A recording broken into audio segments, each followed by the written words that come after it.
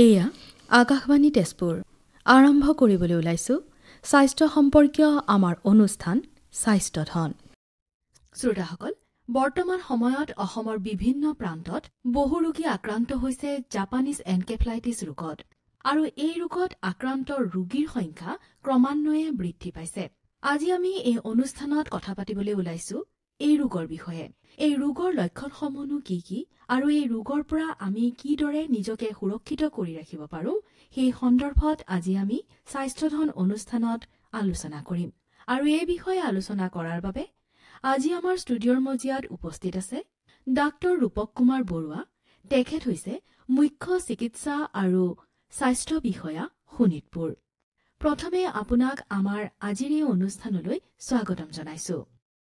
ধন্যবাদ ছাৰ। যিহেতু আমি আমাৰ শ্ৰোতাসকলক ইতিমধ্যে উল্লেখ কৰিছোঁ যে আমি মূলতঃ আজি কথা পাতিম জাপানীজ এনকেফেলাইটিছ ৰোগৰ বিষয়ে।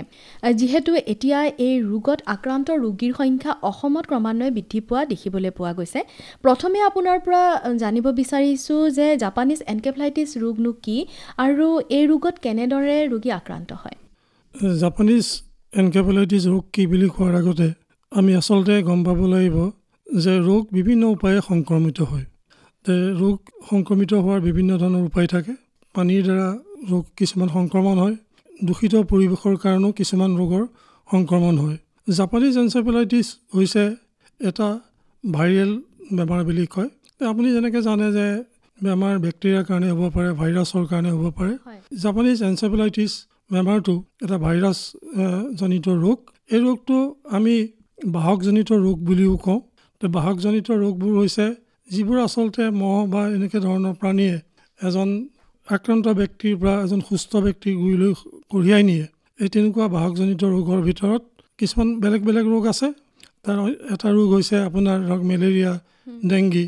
সেইধৰণে এইটো এটা হৈছে বাহকজনিত ৰোগ। কিন্তু ইয়াত অকণমান পাৰ্থক্য আছে যে মেলেৰিয়া বা ডেংগি এনেকুৱা ক্ষেত্ৰত কি হয়, এজন আক্ৰান্ত ব্যক্তিৰ গাৰ পৰা এজন সুস্থ ব্যক্তিৰ গালৈ মেলেৰিয়াৰ যিটো মহ, সেই মহে বেমাৰ সংক্ৰমণ কৰে। কিন্তু এই বেমাৰটো যিটো জাপানীজ এনকেফেলাইটিছ, সেই ৰোগটো হৈছে মূলতঃ আমি জুনোটিক ডিজিজ বুলি কওঁ। জুনোটিক বেমাৰবোৰ এনেকুৱা হৈছে আচলতে জীৱ জন্তু প্ৰাণী এনেকুৱা ভিতৰতে থাকে। মানুহ হৈছে তাৰ ইনচিডেণ্টেল হোষ্ট। এতিয়া যিটো ভাইৰাছ, যেই ভাইৰাছৰ যিটো জীৱন চক্ৰ, সেই জীৱন চক্ৰটো সাধাৰণতে বগলী জাতীয় যিবোৰ চৰাই আছে বা আপোনাৰ গাহৰি, তাৰ ভিতৰতে তাৰ জীৱন চক্ৰটো চলি থাকে।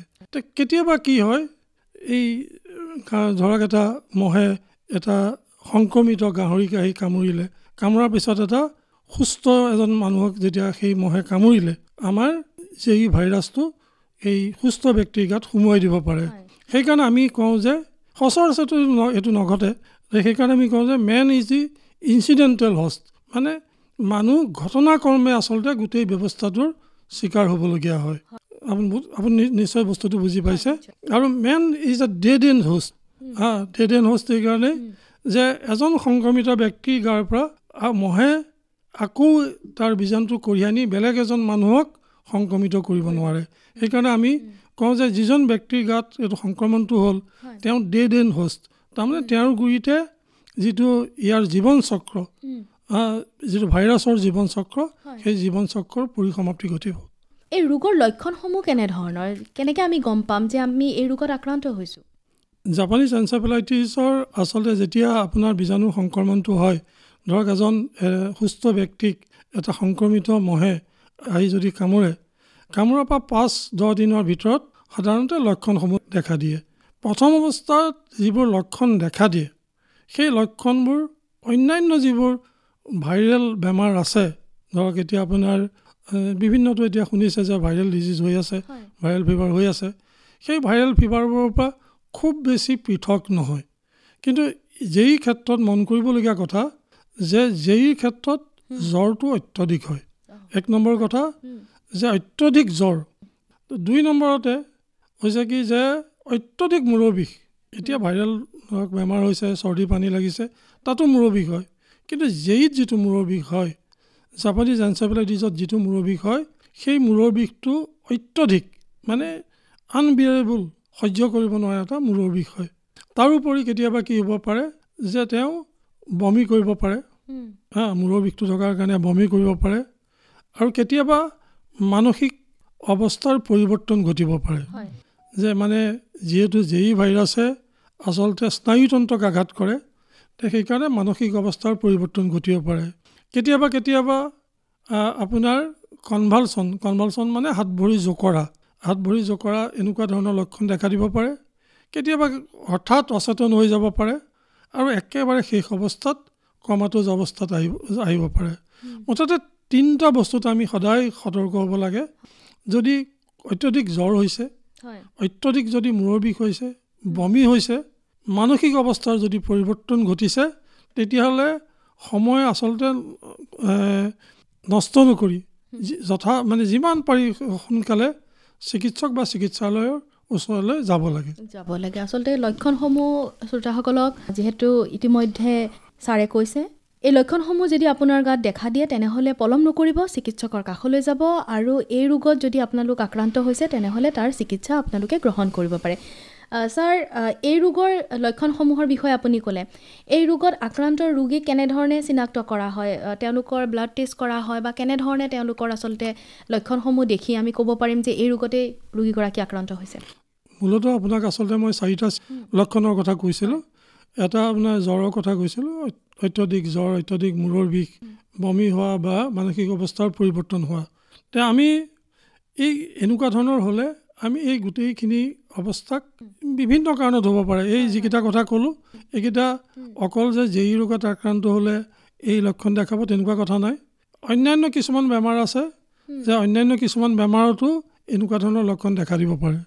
এতিয়া ধৰক কেতিয়াবা এনেকুৱা কিছুমান আপোনাৰ ভাইৰাছজনিত ৰোগ আছে য'ত আপুনি এনেকুৱা ধৰণৰ লক্ষণ দেখা দিব পাৰে, বা আনকি যক্ষ্মা ৰোগৰ কাৰণে যদি মগজু আক্ৰান্ত হয় কেতিয়াবা, যিটোক আমি টিউবাকুলাৰ মেনিনজাইটিছ বুলি কওঁ, তাতো এনেকুৱা ধৰণৰ লক্ষণ দেখা দিব পাৰে। আমি যেতিয়া প্ৰশিক্ষণ দিছোঁ বা আমি সজাগতা কৰিছোঁ, তেতিয়া আমি এটা বস্তু কৈছোঁ যে এনেকুৱা ধৰণৰ লক্ষণযুক্ত যিখিনি ৰোগী আছে, সেই ৰোগীখিনিক আমি বহলভাৱে এটা কেটেগৰীত পেলাই লওঁ। সেইটো হৈছে একিউট এনকেফেলাইটিছ চিণ্ড্ৰম। এই গোটেইখিনিকে আমি কওঁ যে acute encephalitis syndrome. Acute encephalitis চিণ্ড্ৰমত যিখিনি মানুহ আক্ৰান্ত হৈছে, সেই আক্ৰান্ত মানুহখিনি আমাৰ চিকিৎসালয় অহাৰ পিছত আমি তেওঁলোকৰ ৰক্তৰ নমুনা পৰীক্ষা কৰোঁ, আৰু CSF বুলি কয়, চেৰিব্ৰোস্পাইনেল ফ্লুইড, যিটো আমাৰ স্নায়ুতন্ত্ৰত থাকে, মগজুৰ ভিতৰত থাকে বুলি ধৰক, স্পাইনেল কৰ্ডত, সেই আমি CSF পৰীক্ষা কৰোঁ। আৰু CSF আৰু ৰক্ত পৰীক্ষাৰ জৰিয়তে আমি গম পাওঁ যে প্ৰকৃততে ৰোগীজন জেই ৰোগত আক্ৰান্ত হৈছে নে অন্য কিবা ৰোগত আক্ৰান্ত হৈছে। ছাৰ, আপুনি ক'লে লক্ষণসমূহৰ কথা, কেনেধৰণে চিনাক্ত কৰা হয় সেই সন্দৰ্ভত আমাৰ শ্ৰোতাসকলক ক'লে।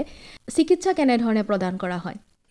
আচলতে ভাইৰাছজনিত ৰোগবোৰৰ কোনো নিৰ্দিষ্ট চিকিৎসা প্ৰণালী, কোনো নিৰ্দিষ্ট আচলতে দৰৱ ভাইৰাছজনিত ৰোগত নিৰ্দিষ্ট দৰৱ নাথাকে। কথা হৈছে যে ভাইৰাছজনিত ৰোগবোৰ হৈছে সাধাৰণতে যদি আমি সময়ত পাওঁ তেতিয়াহ'লে যিখিনি ছাপৰ্টিভ ট্ৰিটমেণ্ট দিব লাগে, ছাপৰ্টিভ ট্ৰিটমেণ্ট দিব লাগে, ধৰক এতিয়া জ্বৰটো কমাব লাগিব, মূৰৰ বিষ কমাব লাগিব, তেওঁ যদি খোৱা বোৱাৰ অসুবিধা হৈ আছে তেওঁক আমি নিউট্ৰিশ্যনৰ কাৰণে ব্যৱস্থা কৰিব লাগিব, চেলাইন টেলাইন দি দিব লাগিব। যদি অক্সিজেনৰ কথা আহে বা ICUৰ কথা আহে বা কেতিয়াবা ভেণ্টিলেটৰৰ কথা আহে, এই গোটেই ব্যৱস্থাখিনি আমি কৰিব লাগিব। জাপানীজ এনকেফেলাইটিছটো এটা আটাইকেইটা বোধকৰোঁ ভাইৰেল ৰোগৰ ভিতৰত মানে মৃত্যুৰ হাৰ বেছি থকা এটা ৰোগ। ইয়াৰ মৃত্যুৰ হাৰ 20 পৰা 40%।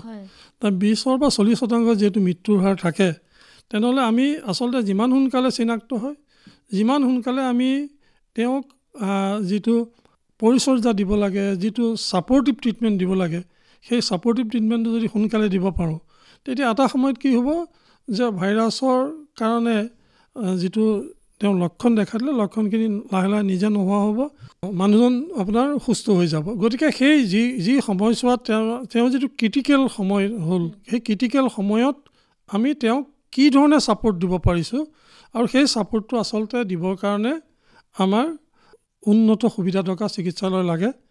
মানে আমাৰ ইয়াত শোণিতপুৰ ডিষ্ট্ৰিক্টত এইটো আছে, আমাৰ তেজপুৰ মেডিকেল কলেজ হস্পিটেল আছে, কনকলতা চিভিল হস্পিটেলো আছে।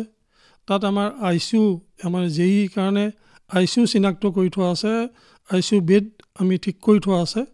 এতিয়া ধৰক কনকলতা চিভিল হস্পিটেলতে আমি 10খন বিচনা অকল ডেডিকেট কৰি থৈছোঁ অকল যেই ৰোগীৰ কাৰণে।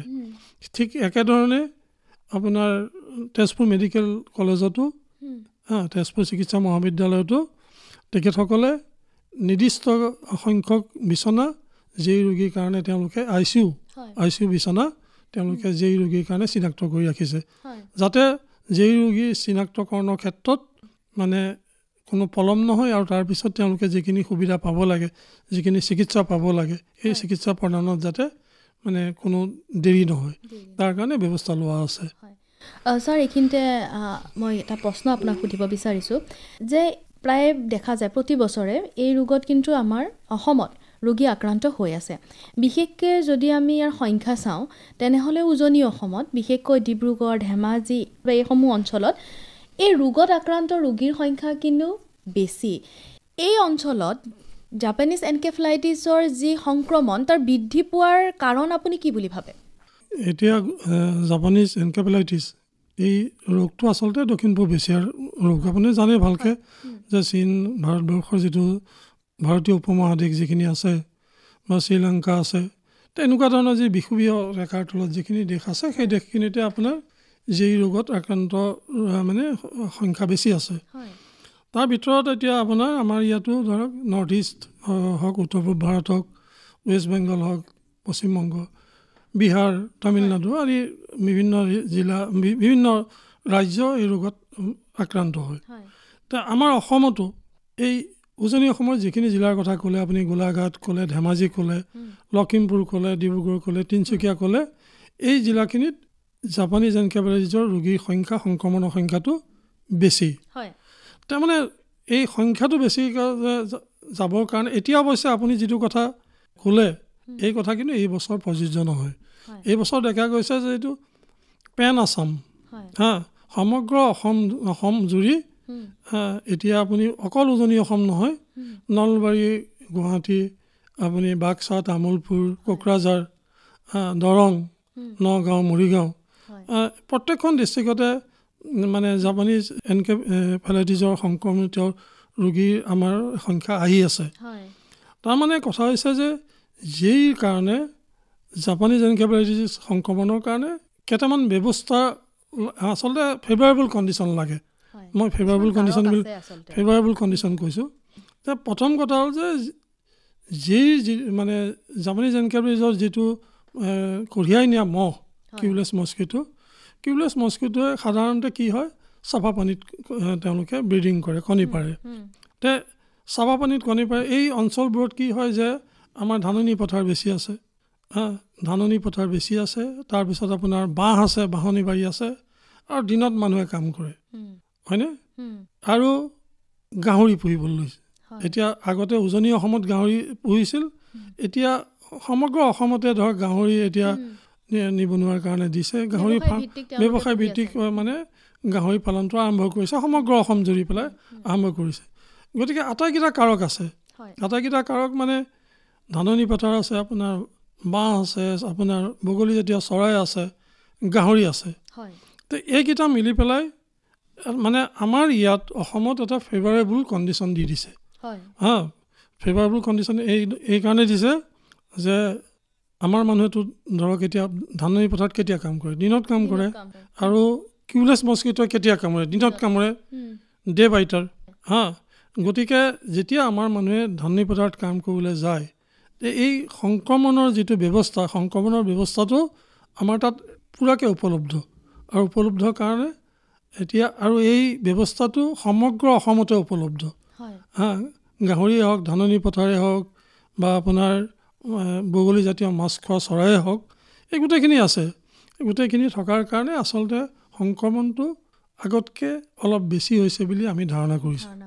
হয়, সুন্দৰ কথা। আচলতে ছাৰে কৈছে কাৰকসমূহৰ কথা, কিহৰ কাৰণে আচলতে জাপানীজ এনকেফেলাইটিছত আক্ৰান্ত হৈছে অসমৰ বিভিন্ন প্ৰান্তত বৰ্তমান ৰোগীসকল। ছাৰ, আপুনি কৈছে ধাননি পথাৰৰ কথা। এটা কাৰক হিচাপে আমি ভাবিছোঁ যে দিনত ধাননি পথাৰত যিহেতু আমাৰ কৃষকসকলে কাম কৰে, কামটো তেওঁলোকে কৰিবই লাগিব, নিশ্চয়কৈ কৰিব লাগিব।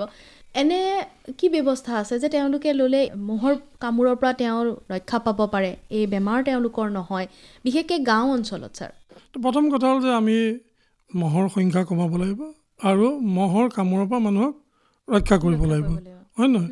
তে মহৰ সংখ্যা কমাবৰ কাৰণে এতিয়া ধৰক ধাননি পথাৰখনতো পানীখিনি আপুনি আঁতৰাই দিব নোৱাৰে, কিন্তু যদি আপোনাৰ ক'ৰবাত পানী ধৰক এনেই বন্ধ হৈ আছে বা চৌপাশ যদি লেতেৰা হৈ আছে, সেইখিনি আমি চাফা কৰিব পাৰোঁ।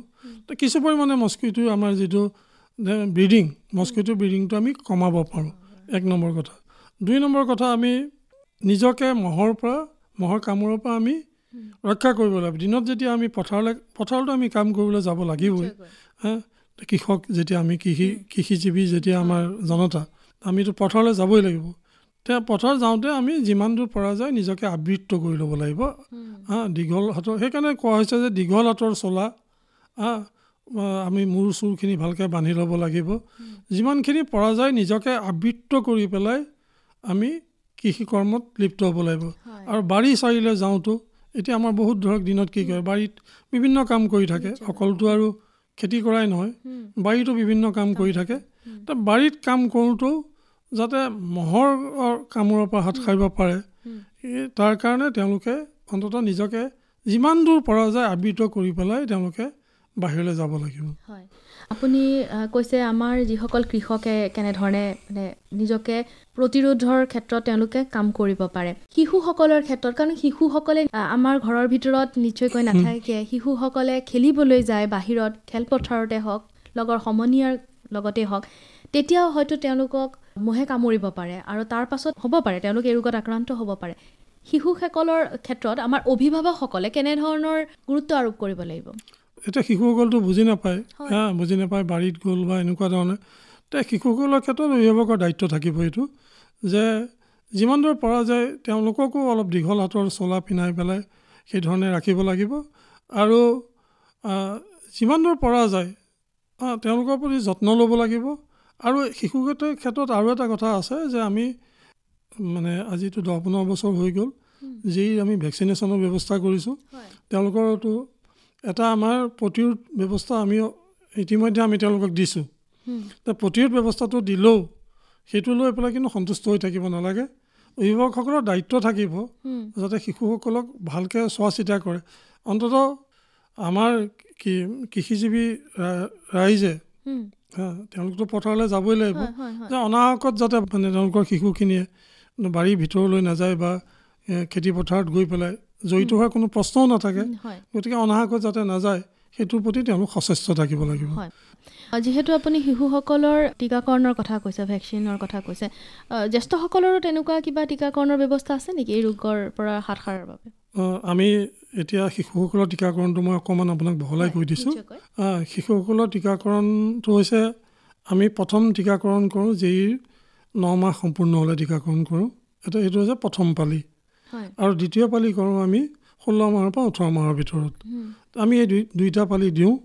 আৰু এইটো দুইটা পালি দিয়াটো আমাৰ মানে স্পেচিফিক, আমাৰ নিৰ্দিষ্ট কিছুমান ভাৰতবৰ্ষৰ চব ৰাজ্যতে নহয়, যিটো আমাৰ সাৰ্বজনীন প্ৰতিষেধক আঁচনি চলি আছে তাৰ অন্তৰ্গত উত্তৰ পূব ভাৰতৰ নিৰ্দিষ্ট কিছুমান ৰাজ্য, বিহাৰ, বেংগল, এনেকুৱাখিনিত মানে সকলো শিশুকে দিয়াটো নিশ্চিত কৰিব লাগে। আমি এইটো নিশ্চিত কৰিব লাগিব যে প্ৰত্যেক শিশুৱে, যিখিনি পাবলগীয়া শিশুৱে তেওঁলোকে যাতে ভেকচিনটো পায়। 9 মাহ সম্পূৰ্ণ হ'লে যেই প্ৰথম পালি আৰু 16 মাহৰ পৰা 18 মাহৰ ভিতৰত যেই দ্বিতীয় পালি ভেকচিন যাতে তেওঁলোকে শিশুসকলক দিয়ে সেইটো নিৰ্দিষ্ট কৰিব লাগিব। ইয়াৰ উপৰি আপুনি প্ৰাপ্তবয়স্কৰ কথা ক'লে, তো প্ৰাপ্তবয়স্কৰ ক্ষেত্ৰত আমি 15 বছৰৰ পৰা 65 বছৰলৈকে প্ৰাপ্তবয়স্ক লোকক টীকাকৰণৰ কাৰণে ইতিমধ্যে আমি আমাৰ অসমত 2টা অভিযান চলালোঁ। তো 2টা অভিযানত মোৰ যদি যিমানটো মনত আছে, আমি প্ৰায় 70% ব্যক্তিক আমি টীকাকৰণ কৰিবৰ কাৰণে সক্ষম হৈছোঁ। আমি প্ৰত্যেক বছৰে এইটো চলাই থাকোঁ যাতে প্ৰাপ্তবয়স্ক ব্যক্তিসকলে যেই কাৰণে জাপানীজ এনকেফেলাইটিছৰ যেনে টীকাকৰণ যাতে তেওঁলোকে লৈ যাতে বেমাৰটোৰ পৰা ৰক্ষা পাব পাৰে। হয়, আচলতে টীকাকৰণৰ ব্যৱস্থা কৰা হৈছে। ইয়াৰ জৰিয়তেও আমি কিছু পৰিমাণে হ'লেও এই ৰোগৰ পৰা হাত সাৰি থাকিব পাৰোঁ। লগতে কিন্তু আমাৰ সজাগতাও নিশ্চয়কৈ প্ৰয়োজন। ছাৰে যিদৰে আমাক কৈছে, কৃষকসকলে কেনেধৰণে সজাগ হৈ থাকিব লাগিব। কেৱল কৃষকসকলেই নহয়, যিসকল লোকে বাহিৰত কাম কৰিবলৈ ওলাই যায় সেইসকল লোকেও এই ক্ষেত্ৰত সজাগ হ'ব লাগিব, আৰু শিশুসকলৰ ক্ষেত্ৰত অভিভাৱকসকল সজাগ হ'ব লাগিব। তেতিয়াহে এই ৰোগৰ পৰা আমি হাত সাৰি থাকিব পাৰিম। ছাৰ, সুন্দৰভাৱে আপুনি ব্যাখ্যা কৰিছে আচলতে এই ৰোগৰ পৰা আমি কেনেধৰণে হাত সাৰি থাকিব পাৰিম, আৰু শ্ৰোতাসকলো নিশ্চয় ইয়াৰ পৰা উপকৃত হ'ব। ছাৰ, কেৱল জাপানীজ এনকেফেলাইটিছেই নহয়, মেলেৰিয়া, ডেংগি, চিকেনগুনিয়া এনেধৰণৰ কিছু ৰোগো আছে যি মহে কামোৰাৰ ফলত হয়, আৰু অসমত কিন্তু ইয়াৰ সংক্ৰমণৰ হাৰো কিন্তু আমি দেখিবলৈ পাওঁ। এই ৰোগসমূহৰ পৰাও আমি কেনেধৰণে হাত সাৰি থাকিব পাৰিম? আমাৰ যিখিনি বাহকজনিত ৰোগৰ কথা ক'লে, আপুনি চিকেনগুনিয়াৰ কথা ক'লে, ডেংগিৰ কথা ক'লে, মেলেৰিয়া বা জেই, আটাইকেইটা যে বাহকজনিত। কিন্তু কথা হৈছে যে বাহকজনিত ৰোগ হ'লেও আটাইকেইটা বাহকজনিত ৰোগৰ ভিতৰত মানে জাপানীজ এনকেফেলাইটিছেই হৈছে আটাইতকৈ মাৰাত্মক এটা বাহকজনিত ৰোগ। সেইটোতো আৰু অস্বীকাৰ কৰিব নোৱাৰি। এতিয়া মেলেৰিয়াৰ ক্ষেত্ৰত কথা হৈছে যে মেলেৰিয়া একেধৰণৰ। আচলতে মেলেৰিয়াটো এন'ফিলিছ মস্কিটোৱে যেতিয়া এন'ফিলিছ মহে কামোৰে তেতিয়াহ'লে মেলেৰিয়াৰ ৰোগত আমি আক্ৰান্ত হওঁ। আৰু মেলেৰিয়াৰ ক্ষেত্ৰত এইটো হৈছে মানে ইনডোৰ, ভিতৰত কামোৰে আৰু ৰাতি কামোৰে। আটাইকেইটা মহৰ কামোৰাৰ এটা নিৰ্দিষ্ট ধৰণ আছে, আৰু থকাৰো এটা নিৰ্দিষ্ট ধৰণ আছে। এতিয়া মেলেৰিয়া মহ সাধাৰণতে আপোনাৰ বেৰ চেৰত থাকে, এন'ফিলিছ মহ, আৰু ভিতৰতে কামোৰে, ভিতৰতে থাকে। কিন্তু কথা হৈছে যে আমি মেলেৰিয়া ৰোগৰ চিকিৎসা ইমানেই উন্নত পৰ্যায়লৈ গৈছে যে যদি আমি সঠিক সময়ত আমি যদি ধৰা পেলাব পাৰোঁ, ইয়াৰ ক্ষেত্ৰত আমাৰ যিটো মৃত্যুৰ হাৰ এইটো আপুনি 0 বুলি ক'ব পাৰে। আমি মেলেৰিয়াত আক্ৰান্ত প্ৰত্যেক ব্যক্তিকে আমি বচাবৰ কাৰণে সক্ষম। চিকিৎসা প্ৰণালী ইমানেই উন্নত হৈছে। কিন্তু কথা হৈছে যে সেই ক্ষেত্ৰতো আমি সোনকালে পাব লাগিব। এতিয়া ধৰক PF মেলেৰিয়া যদি আমি দেৰিকৈ পাওঁ, ফেলচিপেৰাম মেলেৰিয়া, তেতিয়াহ'লে আমাৰ কাৰণে অসুবিধা হয়। এতিয়া ডেংগিৰ ক্ষেত্ৰতো দেখিছে যে ডেংগিটো আমাৰ ইয়াত এতিয়া এটা সময়তো দিল্লী বাহিৰত হৈছিল। দিল্লী যিখিনি মহানগৰ আছে, যিখিনি মহানগৰ, সেই মহানগৰ কিন্তু হৈছিল। কিন্তু আজিকালিতো ডেংগি সকলো জেগাতে হয়। এতিয়া এই বছৰতো আমাৰ যথেষ্ট সংখ্যক ব্যক্তি ডেংগি ৰোগত আক্ৰান্ত হৈছে। কিন্তু ডেংগিৰ ক্ষেত্ৰতো এনেকুৱা যে আমি যদি ঠিকমতে আমি চিকিৎসকৰ ওচৰত যাওঁ, পৰামৰ্শ লওঁ, ঠিকমতে যদি চলোঁ, তাতো আচলতে মৃত্যুৰ হাৰ প্ৰায় নোহোৱাৰ নিচিনাই। কিন্তু এই আটাইকেইটা বেমাৰৰ কাৰণে আমি প্ৰথম কথা যে মস্কিটো ব্ৰিডিংটো কমাবলৈ, মানে ব্ৰিডিং হোৱা জেগাখিনি আমি নোহোৱা হোৱাৰ কাৰণে যত্ন কৰিব লাগিব। ঘৰৰ চৌপাশে যিখিনি বন্ধ পানী আছে সেইখিনি আমি উলিয়াই দিব লাগিব, চৌপাশ চাফা কৰি ৰাখিব লাগিব। আৰু দ্বিতীয় কথাটো হৈছে যে আমি মহৰ কামোৰৰ পৰা নিজকে আমি ৰক্ষা কৰিব লাগিব। সেইকাৰণে আমি যেই ক্ষেত্ৰত কওঁ যে আমি যিমান পাৰে আমি দিনত শুওঁতেও আঁঠুৱা ব্যৱহাৰ কৰিব লাগিব। যিহেতু আমি দিনত কামোৰে, যেই মহে যিহেতু দিনত কামোৰে বেছিকেলি, গতিকে আমি দিনত শুওঁতেও আঁঠুৱা ব্যৱহাৰ কৰিব লাগিব। আৰু এই আঁঠুৱাটো ঔষধিযুক্ত কৰি ল'ব লাগিব। ঔষধিযুক্ত কৰিবৰ কাৰণেও আমি প্ৰত্যেক বছৰে আমি আঁঠুৱাবোৰ আমি এটা কেঅ'থিন বুলি এটা দৰৱ দি পেলাই আঁঠুৱাবোৰ ধুই পেলাওঁ। প্ৰত্যেক গাঁৱতে আমাৰ এইটোও চলি আছে। এতিয়ালৈকে শোণিতপুৰ জিলাত মুঠকৈ 60,000ৰ পৰা আমি আঁঠুৱা ধুবৰ কাৰণে সক্ষম হৈছোঁ। তাৰমানে আমি আঁঠুৱাৰ ব্যৱহাৰটো কৰিব লাগিব, ঔষধিযুক্ত আঁঠুৱাৰ ব্যৱহাৰ কৰিব লাগিব। তাৰোপৰি চৰকাৰে মাজে সময়ে মানে ঔষধিযুক্ত আঁঠুৱা বিনামূলীয়াকৈ যিখিনিয়ে নোৱাৰে, যিখিনি আমাৰ একেবাৰে অসমৰ্থ মানুহ, সেই মানুহখিনিক বিনামূলীয়াকৈ বিতৰণ কৰা চৰকাৰী ব্যৱস্থা আছে। যোৱা বছৰ আমি আঁঠুৱা বিনামূলীয়াকৈ দিছিলোঁ। এই বছৰ বোধকৰোঁ বিনামূলীয়া আঁঠুৱা আহিব। এনেধৰণৰ আচলতে কিছু ব্যৱস্থা কৰা হৈছে এই বাহক যিসমূহ ৰোগ আছে সেই ৰোগসমূহৰ পৰা আমাৰ যিসকল জনসাধাৰণ আছে তেওঁলোকক ৰক্ষা কৰাৰ বাবে। ছাৰ, আপুনি আমাৰ শ্ৰোতাসকলক এই ৰোগসমূহৰ পৰা কেনেধৰণে আমি হাত সাৰি থাকিব পাৰোঁ সেই সন্দৰ্ভত সুন্দৰভাৱে ব্যাখ্যা কৰিছে। শেষত আপুনি কি ক'ব বিচাৰিব, কেনেধৰণৰ এক উপদেশ দিব বিচাৰিব আমাৰ শ্ৰোতাসকলক? প্ৰথম কথা হ'ল যে জ্বৰ যদি হয়, যিকোনো জ্বৰকে আপোনালোকে হেলা নকৰিব। জ্বৰ হোৱাৰ লগে লগে আপোনালোকে আমাৰ নিকটৱৰ্তী স্বাস্থ্যকৰ্মী থাকে।